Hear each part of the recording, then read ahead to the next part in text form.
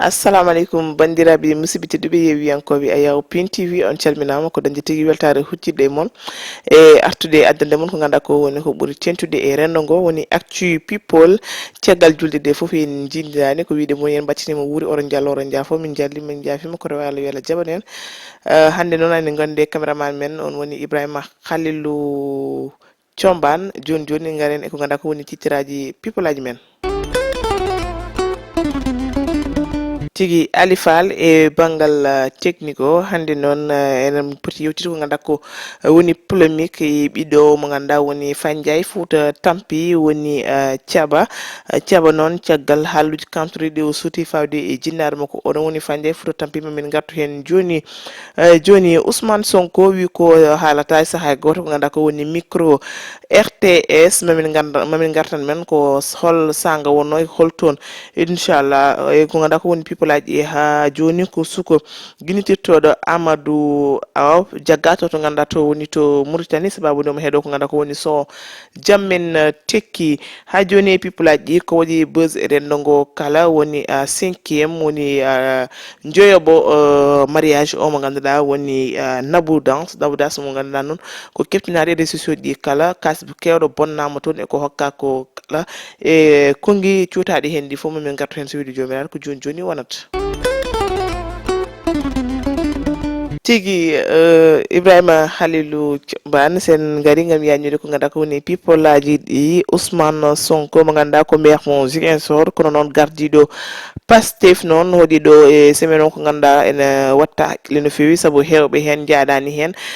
won hen kadi noon yaaduɓe ko waɗi ko konko Ousmane Sonko noon ko guittude ko ganduɗa ko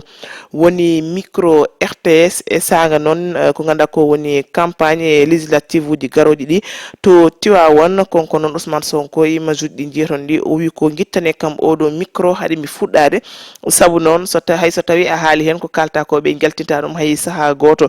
wiide noon Sonko kala ko ganduɗa ko woni mawɗo lendi wat tan RTS naɓe ne jaadi hen ɗum noon ko hunde ganduɗa noon hewɓe jaadani e kungi makko ɗi no waɗir ɗum ni saabu noon yiide ko jiɗɗo wonde mawɗo leydi janggo no foti wadde ko ganduɗa yimɓeɓe ma mbattu hen aguila kono wona ko ganduɗa janggo yimɓe ne ñiŋiramo ɗum e dow ɗum noon won hen ɓe ganduɗa ni ko jaydiyankoɓe holliti tigui jaadani ko Ousmane Sonko waɗi ko hay saaha goto ene hen Ndeye Aram Touré mo ganduɗa goloto ko to 2STV e page makko Twitter omo hollita noon o yaadani hay saaha goto e ko Ousmane Sonko waɗi ko saabu noon ko acte mo ganduɗa fewani kono e dow ɗum noon ha joni konko mo hollito holto RTS naɓe wonno e ko ganduɗa ko woni caɗele kewɗe keptinor ko ganduɗa ko woni opposition ɗi ɗum opposition ɗum noon ko holliti tan potal no foti wonde e banggue ha joni e kongi Ousmane Sonko e ko ganduɗa ko woni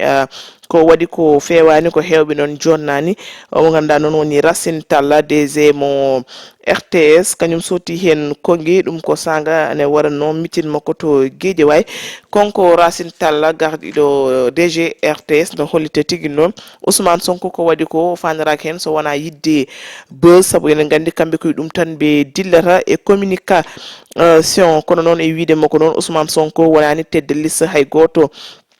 parti noon te kadi ko ganduɗa ko woni RTS ko institution publique te kadi ko Sénégal naɓe tigui golloto hen no fottatede hurum ha timma ha joni e jaydiyankeɓe jaaɗani e ko Ousmane Sonko waɗi ko ene jeeya hen Khalifa Diakhaté konkone e page makko Facebook yama hen kadi o suuti hen ko wiide noon ko acte ɗi ganduɗa noon fewani hay saaha goto ko Ousmane Sonko waɗi ko ha joni e people aji men o suko innitirto ko Amadou Aw noon ko to Mauritanie tigui jooɗi konko noon o nanga ko bale julde taske o heɓani ni julde to galle mabɓe sababu ni no tawa to Carrefour BMD omo heeɗo ko ganduɗa ko woni son jammen tekki mo son jammen tekki 30 ans woni album mabɓe ɓe battini yaltinde o konko noon Amadou Aw caggal balɗe jeegom ko Dumba noon o accitama jeudi 14 juillet 2022 oɗo wondude o mo ganduɗa woni Haali Diallo ko manager Jamentiki ƴeewi en vidéo o garten. Assalamu alaikum wa rahmatullah. Bon min ko joni gummimi sûreté komi janoɗo déchargé de Amadou mi waɗimo e responsabilité yam Amadou Aw o wonno ko heɗade son jammin tekki o nanga donc c'est notre frère hanki taw hande arani ça c'est vrai kono wirmoni ko non wori mi kedorɗomi sow jammin tekki Carrefour BMD bale julde ene hedde julde balle ɗiɗi ɓe jagui kam guilde en hande ko ɗo hande jeudi le 14 juillet n'est-ce pas nde jaltuni way Khady Diallo kañum liwi kam nak mbeɗa yettamo no fewi nak marhaba Diallo bon courage frère toutes les façons ko enen gondi kala ko neɗɗo ne waɗa rek yo waɗa hunde sans violence dans le respect o wasa kadi hulde ka ɓi leydi a fotani hulde ɗo jeeyaɗa a waɗani ko boni a violani a wujjani a yeyani yamba a yeyani drogue ala ko poɗɗa hulde mais il faut toujours partir aussi avec un comportement respectueux et puis c'est tout. Assalamu alaikum. ko on woni suko nangenoɗo Amadou Aw omo ganduɗa noon woni marba mam goto membre jamen tekki noon yonnani ɗum hay saaha goto ɗum noon ko caggal nde o jokkodire e piindi média e piindi TV omo holti tigui noon o ko jahɗo no fewi ko ganduɗa ko woni leydi makko muri tani sen jokki ko ganduɗa ko woni people aji men Samba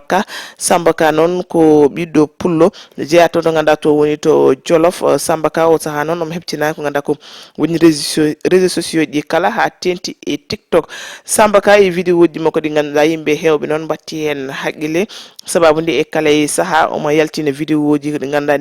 ene jalna yimɓe e slogan makko oɗon woni rang nantede e kala e saaha konko Samba Ka ko ɗum tigui saabi noon o itta to no ganduɗa to woni to diwan makko o adda ɗo e lamorgo leydi Sénégal wadde interview e ɓe ganduɗa noon ko des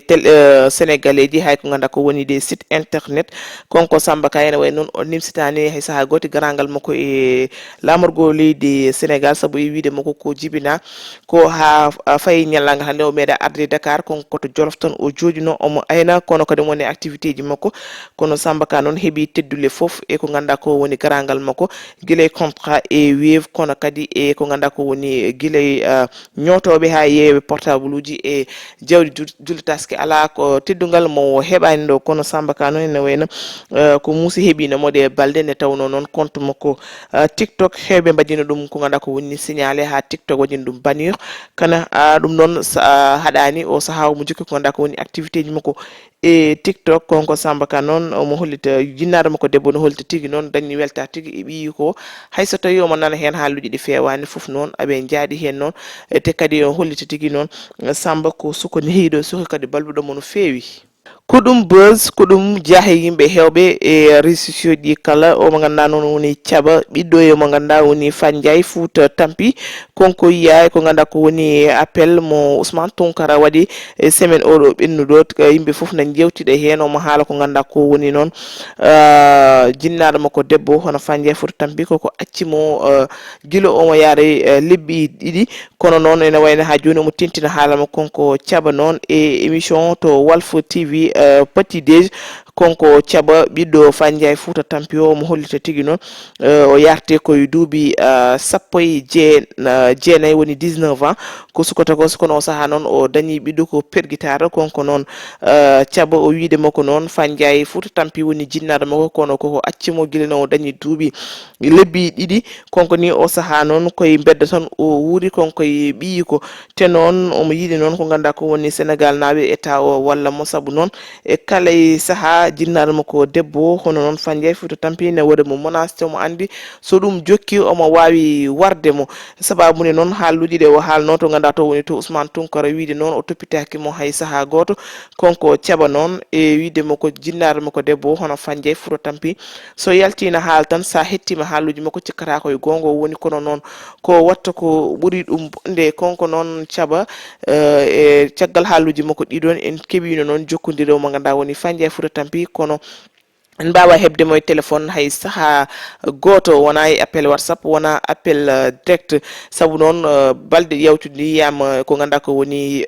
audio ji badɗi fuité konko Fandiaye Fouta Tampi omo ñagano yumma ko ballal e groupe mabɓe goto e haaldude won hen responsabilité on audio waɗi fuité kono o tentini tigui jinnaɗo o wona celluɗo kono ɗum noon est ce que ɗum saabaki ko ganduɗa ko woni deƴƴere Fandiaye Fouta Tampi réseaux ji kala saabu no ɓiyi ko yalti ha joni haali o yaltani hay saaha goto Gabriel kan mo ganda ko feministe wala to ko kala debbo jogiiɗo ceɗele holitama tigi noon sen tumnimi e Dakar Buzz ko konko tigi noon mofti ɓiɗɗo Fanja e Fouta tampi ko konko tigi waɗi mo eyi e nder galle makko saabu noon konko darani ko rewɓe kala debbo kadi jogiiɗo caɗele mo daro hen darde mo ko tinde saabu konko ni wallata Adji Sarr hollitama tigi noon Gabriel kan no hollita wonde so wawa jabde sukko podɗo ni mo ganduɗa duuɓi mum heewani no fawi e yesso écran ji no haala haaluji ɗi fewani fewde e jinnaɗo makko ɗum noon on suka hande guintirtoɗo o suko mo ganduɗa ko ɓiɗɗo Fanja Fouta tampi intitoɗo caɓanan to juuɗe Gabriel Kane tigi sen jokki people aji men gasnirten koko waɗi buzz e rendogo kala on woni Seynabou Kebe ɓurɗo andirede Nabou Das noon ko debbo mo ganduɗa no heptina no fewi e réseaux sociaux ɗi kala kono kadi ko esthétique dillowo kadi e banggal kadi bâtiment konko Nabou Das so andama noon ko grâce à réseaux sociaux ɗi ha tenti e TikTok e live aji ɗe watta e kala saaha on toto conseil rewɓe kono noon e kala saaha omo hollito ko ganduɗa ko woni gurdam makko saabu wiide makko konko gurdam makko ala vie privée ala ko surta hen saabu noon ko watta ko no holla no yarnamo yeeso e kala saaha konko Nabou Das noon jubbini ko ganduɗa ko woni 5e mariage makko woni joyoɓo dewgal makko e weekend oɗo waɗi polémique no fewi sababu ne million ngaji kewɗi ɗe o hokka oɗon jeerumi image uji o waɗi mariage royal konko Nabou Das noon won hen wiyoɓe hokka ko 100 millions e oto won hen wiiɓe ko 45 millions ko ɗum foof e wade noon yimɓe donki andude Nabou Das hol no foti kalis o hokka kono noon so ƴewama e ko ganduɗa ko woni million ngaji pawenoji e maltaji kalis ɗi ko kalis kewɗo on mariage jubbinaɗo noon e tewtorede ko ganduɗa ko woni nalankoɓe hewɓe kono konko Nabou Das o holliti ni hay leydi ko ganduɗa ko woni juppaɗo e damal galle mabɓe gam noon heblude ko ganduɗa ko woni mariage o itta koto Mali hollide tan konko kalis kewɗo hokka e wiide makko noon o woni 5e mariage makko ko ɗo tigui o hattata yimɓe foof e duwonamo o jooɗo hen te janggo e jaam ni so yalti omo haala hoto hay jaab hoto hay goto jaab ko haalata ko Nabou Das noon wi ko e kala saaha so dañi gorko tan o yejjiti ko ɓenni ko wayi kono o meeɗa dañde gorko e wiide noon oɗo gorko noon ne yiiɗimo te kadi waɗanimo ko heewi ɗum noon on mariage tigui saabi réseaux ji kala yimɓeɓe ne mbiya mbeten Nabou Das kam ko série watta joué ko film walla ko punto yimɓe won hen noon wiyoɓe ni Nabou Das koko jogui ko ganduɗa ko woni branlon to ganduɗa to woni to aras saabu noon e kala saaha so serama tan o dañata ko dewle belde e jawɗi kewɗi ɗum wonno kamin gaddanno moon e people aji ɗi min totte mon rendez-vous ko ɓoyata so weeli jomiraɗo ko jiɗɗon ko woni ko jiɗɗen ko jiɗɗon ko hen min jahata e kala saaha ɗum noon jaam funnague hirnague rewe gorgo on jarama en ji commentaire uji moon partage uji moon e like aji moon merci beaucoup on jarama.